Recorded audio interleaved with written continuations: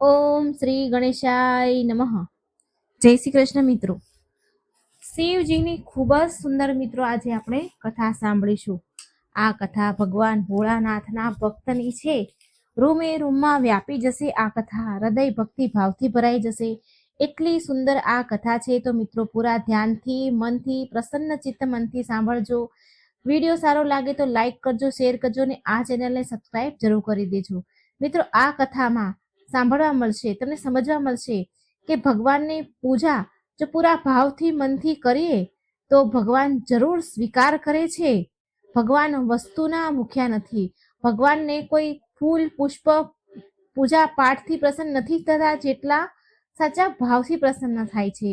તો સુંદર મજાનો વિડીયો છે. આ કથા તમને રોમે રોમમાં વ્યાપી જશે. તો મિત્રો પૂરા ધ્યાનથી મનથી આ કથા સાંભળજો. વિડીયો સારો લાગે તો લાઈક શેર કરી ચેનલને સબસ્ક્રાઈબ એકવાર જરૂર કરી દેજો. કમેન્ટ બોક્સમાં શિવ પાર્વતીનું નામ લખીને ભક્તિને વ્યક્ત જરૂર કરજો.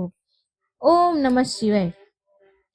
શિવ ભક્ત અને બાબા ભોલાનાથની આ કથા છે, જેને સાંભળવા માત્રથી બધી જ મનોકામના પૂરી થાય છે.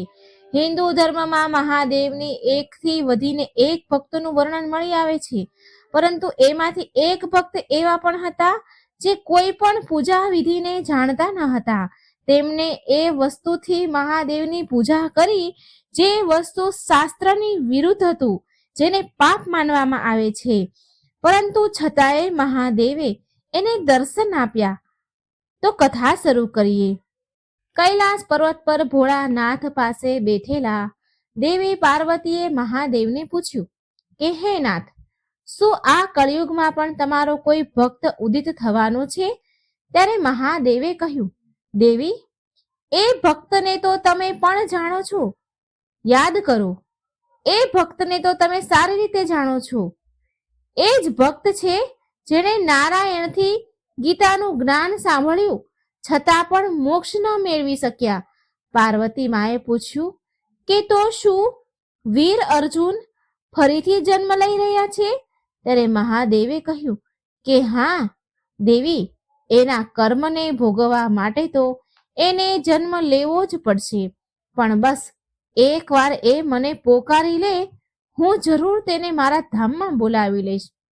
પ્રિય ભક્તો, દ્વાપર યુગમાં જ્યારે મહાદેવ એના ભક્ત અર્જુનની પરીક્ષા લઈને જ્યારે તેને પાસું પશાસ્ત્ર તેને પ્રદાન કર્યું, ત્યારે અર્જુને તેને પ્રાર્થના કરી હતી શિવજીને કે હે ભગવાન, એ આગલા જન્મમાં તેમનો મહાન ભક્ત બનશે.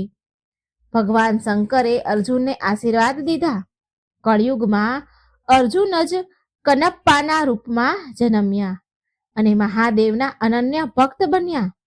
શિકારી પરિવારમાં જન્મેલ કનપ્પાનું નામ બાળપણમાં થિન્ના હતું. વીરતા એનો પરિચય હતો. ધનુષ બાણ તેના સાથી અને શિકારી એનું અસલ કર્મ હતું. આ બધા વચ્ચે તે પૂજા પાઠ ભક્તિ કરતા ન હતા, પણ કનપ્પાના વિવાહ જે કન્યા સાથે થયા હતા એ શિવ ભક્ત હતી અને શ્રી કાલહસ્તી તીર્થના ગુપ્ત વાયુલિંગના દર્શન કરવા માંગતી હતી કનપ્પાની પત્ની. આ તીર્થ પૂર્વકાળમાં 3 ભક્ત, શ્રી એટલે કે કરોળિયો, કાળ એટલે કે સર્પ અને હસ્તી એટલે કે હાથી, આ ત્રણેયની તપસ્યાથી પવિત્ર આ તીર્થ બન્યું. આ ત્રણેય એક આત્મા સાધનાથી મહાદેવને પ્રસન્ન કર્યા હતા. કરોળિયો કેટલાય વર્ષો સુધી વાયુલિંગ પર ઝાડ બનાવીને એના પર લટકી રહ્યું અને છાયા આપતો રહ્યો. શિવલિંગની આજુબાજુ ઘેરો કરી લીધો. હાથીએ સ્વર્ણમુખી નદીમાંથી જળ લાવીને અભિષેક કર્યું. શિવજી પ્રસન્ન થયા એટલે મહાદેવે જે આ તીર્થને શ્રી કાલહસ્તી નામ આપ્યું હતું. એક દિવસ થિન્ના જ્યારે શિકાર કરવા નીકળ્યા તો રસ્તો ભટકતા જંગલમાં એ જ ગુપ્ત સ્થાન પર પહોંચી ગયા જ્યાં તે શ્રી કાલહસ્તી વાયુલિંગ સ્થાપિત હતું. થિન્નાએ આ સ્થાન એની પત્નીને બતાવ્યું તો એની પત્ની બહુ ખુશ થઈ. એની ખુશીનું કોઈ ઠેકાણું ન રહ્યું અને એ ઉત્સાહમાં બોલી કે હવે તો રોજ આપણે અહીં આવીને વાયુલિંગની પૂજા કરી શકીએ છીએ. ત્યારે થિન્નાએ કહ્યું કે રોજ અહીં આવવાની શું જરૂર છે? લે ચાલ, હું હમણાં જ આ શિવલિંગને આપણી કુટિયામાં લઈ જાઉં છું. આમ કહીને જેવું થિન્નાએ એ શિવલિંગને બાથમાં ભર્યું, તરત જ એના ભાવ બદલાઈ ગયા. એનું હૃદય પરિવર્તન થઈ ગયું. તેણે શિવજીને ગળે લગાડી લીધા અને હવે એ શાંત થઈ ગયો, એકદમ શાંત. એટલો શાંત કે તેના હૃદયના ધબકારા, તેના શ્વાસ સંભળાવા લાગ્યા. સંસારમાં આવનારો દરેક અવાજ એક સકારાત્મક ભુજમાં બદલાઈ ગયો અને થિન્નાના મુખથી ઓમનો નાદ નીકળવા લાગ્યો. આ એ જ ક્ષણ હતી જ્યારે થિન્ના બદલી ગયો. તે નાસ્તિકમાંથી આસ્તિક થઈ ગયો. તેને ચારેય બાજુ શિવ તત્વના દર્શન થવા લાગ્યા. ઝાડમાં, ફૂલમાં, ભમરામાં, નદીઓમાં, ઝરણામાં, હવામાં, બધામાં જ શિવ દેખાવા લાગ્યા.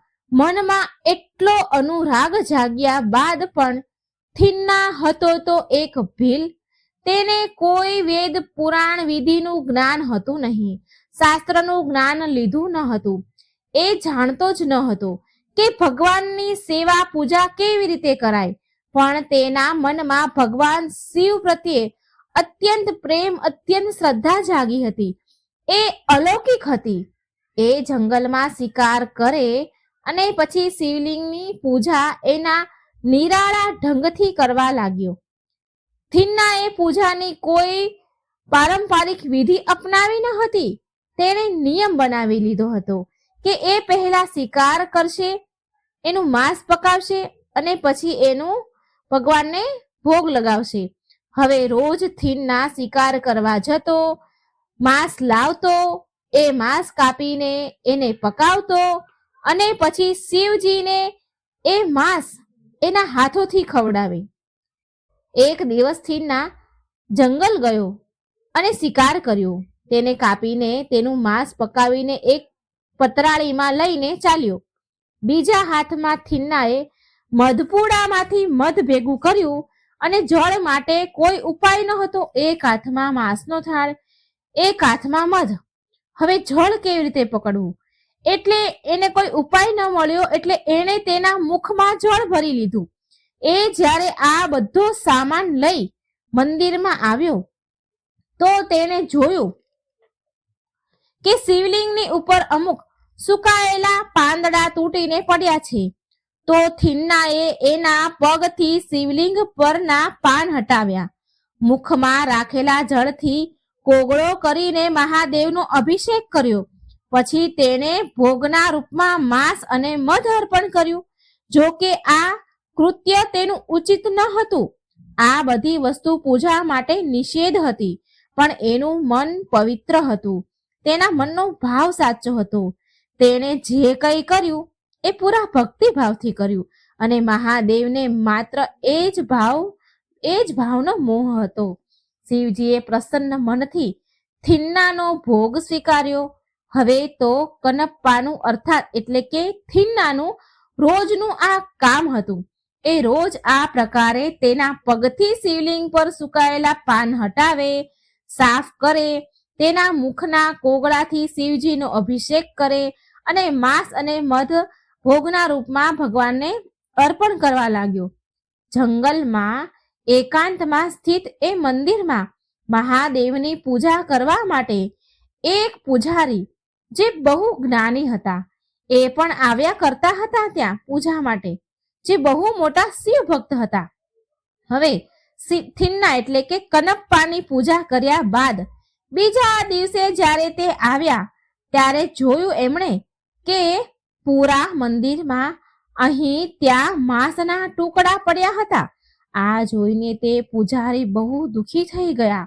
પછી તે બ્રાહ્મણે તત્કાલ મંદિરને જળથી સાફ કર્યું અને પછી પૂજા કરી અને સારા સ્વચ્છ ફૂલ ભગવાનને ચડાવ્યા.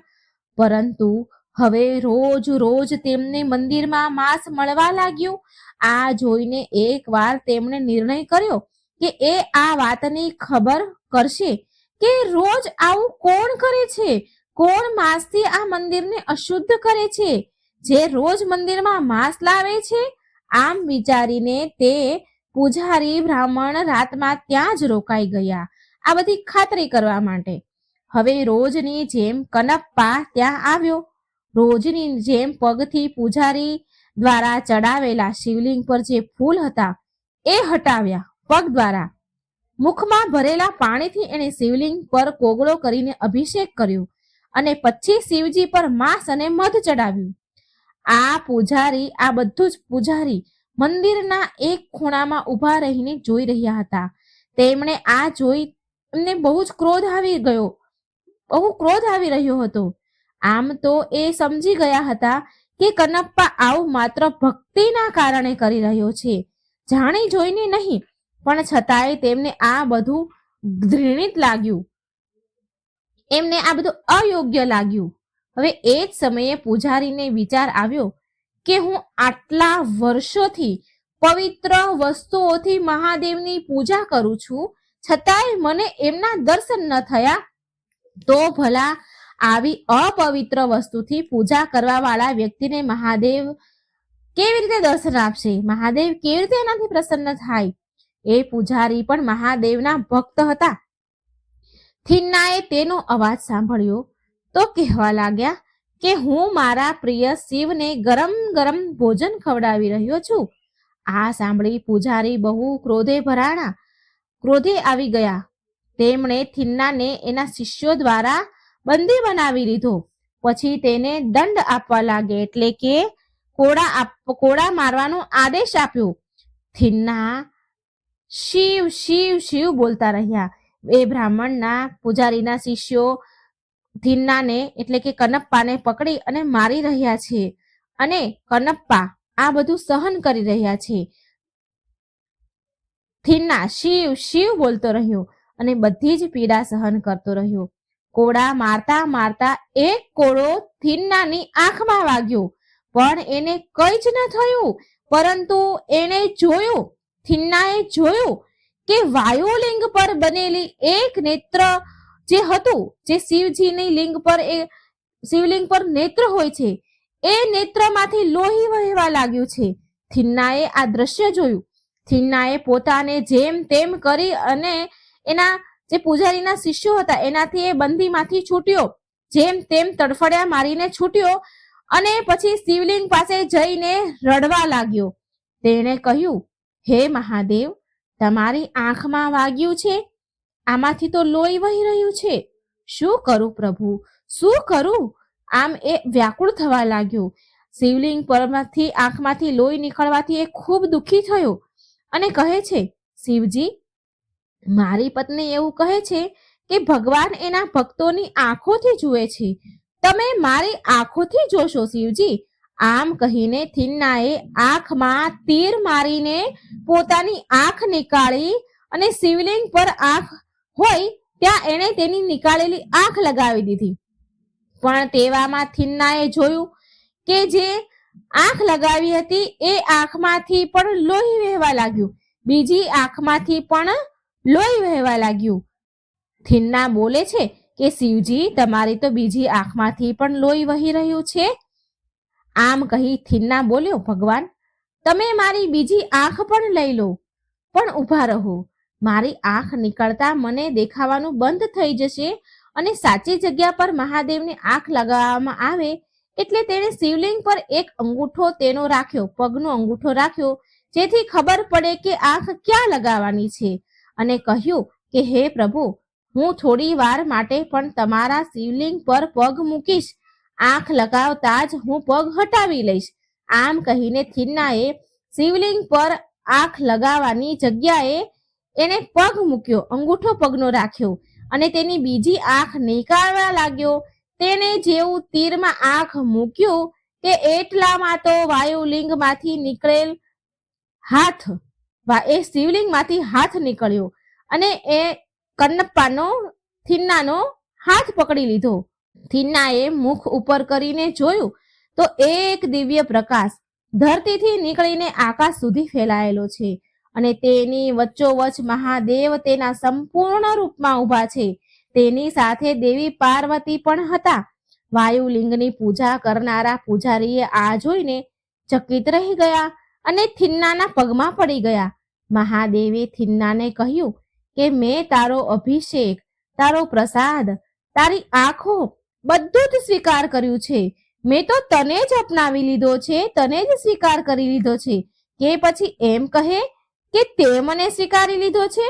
હવે તું મારો છે અને હું તારો છું. તે તારી આંખો દાન કરી દીધી છે, માટે તારું નામ આજથી ભક્ત કનપ્પા થશે.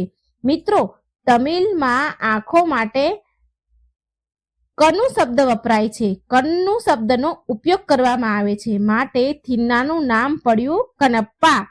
શિવજીએ કનપ્પાને બતાવ્યું કે પાછલા જન્મમાં તું અર્જુન હતો. હું જ કિરાટ રૂપમાં તારી પાસે આવ્યો હતો અને તારા સર્વશ્રેષ્ઠ ધનુર્ધર હોવાનો અહંકાર મેં તોડ્યો હતો. ત્યારે તે મારી પાસે મોક્ષ માંગ્યો હતો, પરંતુ તે મહાભારતમાં થનારા પ્રારબ્ધ કર્મના કારણે હું તને મોક્ષ ન આપી શક્યો અને સાચા સમયની વાટ જોવા માટે મેં તને કહ્યું. આજે એ સમય આવી ગયો છે કનપ્પા, હવે તું મારી સાથે શિવલોક ચાલ. આમ કહીને ભગવાન શિવે તેના એ ભોળા ભક્ત કનપ્પાનો હાથ પકડીને એની સાથે શિવલોક લઈ ગયા. પૂજારી મહાદેવના ચરણોમાં પડી ગયો. તેમણે કહ્યું કે હે મહાદેવ, મારા મનમાં અહંકાર આવી ગયો હતો. હું તમારો બહુ મોટો ભક્ત છું, પરંતુ આજે કનપ્પાએ મારો આ અભિમાન તોડ્યો છે. એના કારણે આજે મને તમારા દર્શનનું સૌભાગ્ય મળ્યું છે.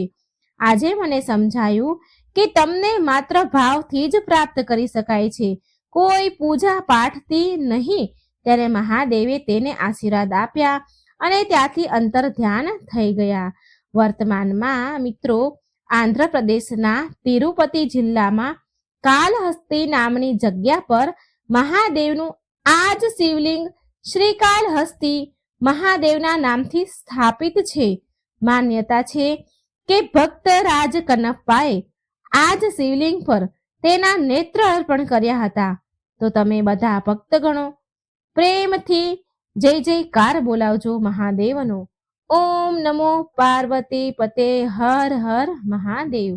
મિત્રો, હવે આપણે સાંભળીશું ભગવાન શિવના અવતાર કાળ ભૈરવની કથા. ખૂબ સુંદર કથા છે મિત્રો, પૂરા ધ્યાનથી સાંભળજો. હર હર મહાદેવ. ઓમ નમઃ શિવાય. કારતક માસની આઠમના દિવસે કાળ ભૈરવ જયંતી આવે છે.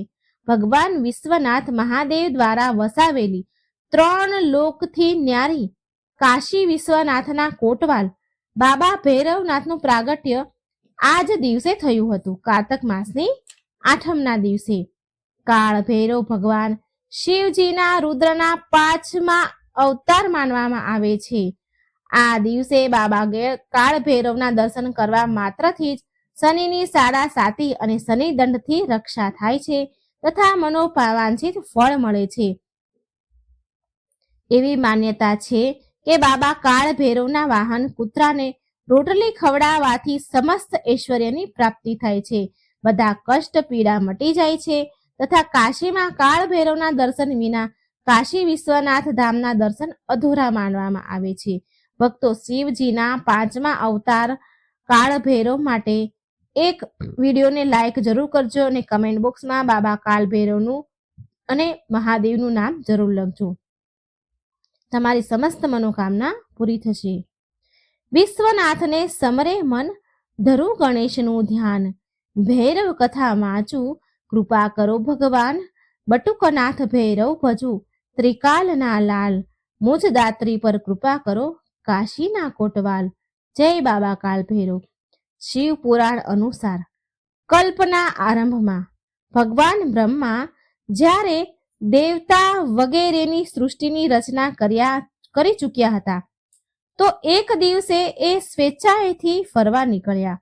ફરતા ફરતા એક ક્ષીરસાગર પહોંચ્યા તો બ્રહ્માજીએ જોયું કે ભગવાન નારાયણ શ્વેત શેષનાગની સૈયા પર શાંતિથી સૂતેલા છે. શ્રી ભગવતી દેવી લક્ષ્મી શેષનાગ પર બેઠેલા છે અને ભગવાન વિષ્ણુના ચરણ ધીરે ધીરે દબાવી રહ્યા છે. એમ કહો કે એ તેમની ચરણ સેવા કરી રહ્યા છે. લક્ષ્મીજી ગરુડ નંદ પાર્ષદ ગંધર્વ કિન્નર વગેરે એમની સામે હાથ જોડીને ઊભા છે. આ જોઈને બ્રહ્માજીને અતિ આશ્ચર્ય થયું અને તેમને ગર્વ થઈ ગયો કે હું એકમાત્ર સૃષ્ટિનો મૂળધાર છું. હું જ સહુનો સ્વામી છું, નિત્યમાન અને પિતામહ. તો પછી આ શેષનાગની સૈયા પર કોણ ઊભું છે, કોણ સૂતું છે? શ્રી નારાયણને શેષનાગની સૈયા પર સૂતેલા જોઈને બ્રહ્માજીને ક્રોધ આવી ગયો. બ્રહ્માજીએ નારાયણની પાસે જઈને કહ્યું કે તું કોણ છે? જુઓ, હું તારા પિતા અહીં આવ્યો છું. ભગવાન વિષ્ણુ દ્રષ્ટિ ઉઠાવતા, નજર ઉઠાવતા ઉપર જુએ છે બ્રહ્માજી સામે અને મંદ મંદ હસે છે. અને ભગવાન વિષ્ણુ બોલ્યા, આવો, અહીં આવો, બેસો. આ સાંભળી બ્રહ્માજીને વધારે ક્રોધ આવ્યો અને એ ક્રોધે બોલ્યા, અકળાઈને બોલ્યા, હું તારો રક્ષક પિતામહ છું, તારે મારું સન્માન કરવું જોઈએ. આ સાંભળી નારાયણ બોલ્યા, જગત મારામાં સ્થિત છે તો પછી તું એને પોતાનું કેમ કહે છે? તમે મારી નાભીમાંથી ઉત્પન્ન થયા છો એટલે સ્પષ્ટ રૂપથી હું તમારા સ્વામી છું. ક્રોધમાં આવી બ્રહ્માજીએ જેવો વિષ્ણુ ભગવાન ઉપર પ્રહાર કર્યો એ જ ક્ષણે ભગવાન વિષ્ણુને પણ બહુ ક્રોધ આવ્યો. બંનેમાં યુદ્ધ થવા લાગ્યું. બ્રહ્માજી હંસ પર અને ભગવાન વિષ્ણુ ગરુડ પર બેસીને યુદ્ધ કરી રહ્યા હતા. અહીં સુધી કે દેવતાઓને પણ બચાવ કરવાની હિંમત ન હતી. દેવતાઓમાં પણ અસ્ત્રો શસ્ત્રોથી જ તેજ પ્રહાર થવા લાગ્યા. દેવગણો ભાગતા ભાગતા કૈલાસ પર્વત પર ભગવાન વિશ્વનાથ પાસે પહોંચ્યા. ભગવાન શિવ અંતર્યામી બધું જ સમજી ગયા. બધા જ દેવતા એમની સ્તુતિ કરતા બોલ્યા, હે પ્રભુ, હે નાથ, હે શિવજી, તમે આ વિનાશકારી યુદ્ધને સમાપ્ત કરો અને કોઈ નિર્ણય કરો. એટલે શિવજી બોલ્યા, દેવતાઓ, હું એમને શાંત કરીશ. હવે શું હતું? ભગવાન શિવજી અંતર્યામી સ્તંભના રૂપમાં પ્રગટ થઈ ગયા અને બહુ ભયાનક જ્વાળા સાથે એક અખંડ અગ્નિ સ્તંભ ત્યાં ઉપસ્થિત થઈ ગયો. મહેશ્વર પશુપાત શાંત થઈને એ જ્યોતિર્લિંગમાં, એ અગ્નિ સ્તંભમાં સમાઈ ગયા. બહુ જ મોટો સ્તંભ, ન જેનો આરંભ છે કે ન જેનો અંત છે, એટલો મોટો સ્તંભ પ્રગટ થયો. બ્રહ્માજી અને ભગવાન વિષ્ણુ બંને આ જોઈને ચોંકી ગયા. બ્રહ્માજી બોલ્યા કે આ સ્તંભ શું છે? એ તો હું સૃષ્ટિનો રચેતા પિતામહ પણ નથી જાણતો અને તમે પણ નથી જાણતા. તો પછી આ ત્રીજું કોણ પ્રગટ થયું છે આપણા બંનેથી ભિન્ન? આનો આદિ અને અંત ક્યાંય દેખાઈ જ નથી રહ્યો. આનો આરંભ ક્યાં છે અને અંત ક્યાં છે એ જાણવું જોઈએ આપણે. ભગવાન શિવે અગ્નિરૂપી સ્તંભમાંથી અવાજ આપ્યો અને કહ્યું, નિશ્ચિત તમારે બંનેએ અગ્નિરૂપી આ સ્તંભનો છેડો ક્યાં છે અને એનો આરંભ ક્યાં છે એ જાણ કરવી પડશે. જે પણ આ અગ્નિ સ્તંભનો આરંભ કે અંત ક્યાં છે એ જાણી કરશે એ જ આ સૃષ્ટિનો પિતા કહેવાશે. આ સાંભળી બ્રહ્માજી તેમના હંસ પર આરૂઢ થઈ ગયા અને ભગવાન વિષ્ણુએ વરાહ રૂપ ધારણ કર્યું. અગ્નિ સ્તંભના નીચેના ભાગમાં જવા લાગ્યા. ભગવાન વિષ્ણુ અગ્નિ સ્તંભના નીચેના ભાગમાં જવા લાગ્યા અને બ્રહ્માજી અગ્નિ સ્તંભના ઉપરના ભાગમાં જવા લાગ્યા. પરંતુ શ્રી હરિએ અગ્નિ સ્તંભનું મૂળ ક્યાં છે એ ન ખબર કરી શક્યા, એનો પતો ન લગાવી શક્યા અને ખિન્ન થઈને પાછા આવી ગયા. અને આ બાજુ બ્રહ્માજી અગ્નિ સ્તંભના જેટલા ઉપર જતા જાય પણ તેનો ક્યાંય આરંભ દેખાણો નહીં. એ ખબર જ પડી નહીં કે આનો આરંભ ક્યાંથી થાય છે. એટલામાં તેમને એક કેતકીનું ફૂલ રસ્તામાં મળ્યું. ભગવાન બ્રહ્માજીએ કેતકીના ફૂલને પૂછ્યું કે હે પુષ્પ, તું કોણ છે? તો એ ફૂલે કહ્યું કે હું કેતકીનું ફૂલ છું અને હું દેવતાની પૂજામાં ઉપયોગ થાઉં છું. આ સાંભળી બ્રહ્માજીએ કહ્યું, સારું, ઠીક છે, જો તું મારા માટે ગવાહી આપીશ તો હું તને સર્વશ્રેષ્ઠ ફૂલની ઉપાધિ આપીશ. આ સાંભળીને કેતકીના ફૂલના મનમાં થોડી લાલચ આવી ગઈ. કેતકીના ફૂલે બ્રહ્માજીની વાતનો સ્વીકાર કર્યો. બ્રહ્માજી કેતકીના ફૂલ સાથે ભગવાન શિવરૂપી સ્તંભ પાસે આવી ગયા અને કહ્યું કે મેં અગ્નિ સ્તંભનો છેડો શોધી લીધો છે. હવે ભગવાન શિવે બ્રહ્માજીના મુખથી આવા ખોટા વચન સાંભળ્યા અને તેમને બહુ ક્રોધ આવ્યો, પરંતુ એમણે તેમના ક્રોધને દબાવીને કહ્યું, હે બ્રહ્મા, તમે સાચુમાં આ સ્તંભનો આરંભ શોધી લીધો છે? તમે ક્યારેય ખોટું ન બોલતા, અસત્ય ભાષણ ન કરતા, નહીં તો આનું પરિણામ બહુ ભયાનક હશે. આ સાંભળી બ્રહ્માજી બોલ્યા, શું તને ખબર નથી કે હું પરમ પિતા બ્રહ્મા છું અને મને આવા સવાલ કરે છે? મને નિશ્ચિત રૂપથી આ અગ્નિસ્તંભનો આરંભ ખબર પડી ગઈ છે. હવે આટલું સાંભળતા શિવજી ક્રોધે ભરાયા અને એમણે તેમની એક જટાના વાળને નીકાળીને જમીન પર પટકી એટલે કે ફેંકી. અને આ પ્રકારે ભગવાન શિવે કાળ ભૈરવના રૂપમાં અવતાર લીધો. ત્યારે ભગવાન શિવે કાળ ભૈરવને આદેશ આપ્યો અને કહ્યું, હે પુત્ર, તું આજથી કાળ ભૈરવના રૂપમાં ઓળખાઈશ. મારી એ આજ્ઞા છે કે તું આ બ્રહ્માના 5મા મુખને એટલે કે 5મા માથાને ધડથી અલગ કરી દો. આ મુખે અસત્ય ભાષણ કર્યું છે, અસત્ય વચન કહ્યા છે તથા આના મુખથી અહંકારની જ્વાળા નીકળી રહી છે, જે સંસાર માટે વિનાશકારી છે. જ્યારે સંસારમાં મનુષ્ય આ અહંકારી રૂપને જોશે તો એ અત્યંત અહંકારી થઈ જશે. આના પહેલા જ આપણે આને સમાપ્ત કરવું પડશે. આ સાંભળીને ભૈરવે અસત્ય બોલનારા બ્રહ્માજીના 5મા મુખને કાપી નાખ્યું. બીજું મુખ કાપવા જાય છે તો ભગવાન વિષ્ણુ હાથ જોડીને પ્રાર્થના કરે છે કે જે મુખે અસત્ય વચન કહ્યા છે તમે એને તો કાપી નાખ્યું છે, પરંતુ બીજા કોઈ મુખેથી અસત્ય વચન નથી નીકળ્યા, તો એને ક્ષમા કરો. પ્રિય ભક્તો, હવે આવી રીતે બ્રહ્માજી ચતુર્મુખ થઈ ગયા.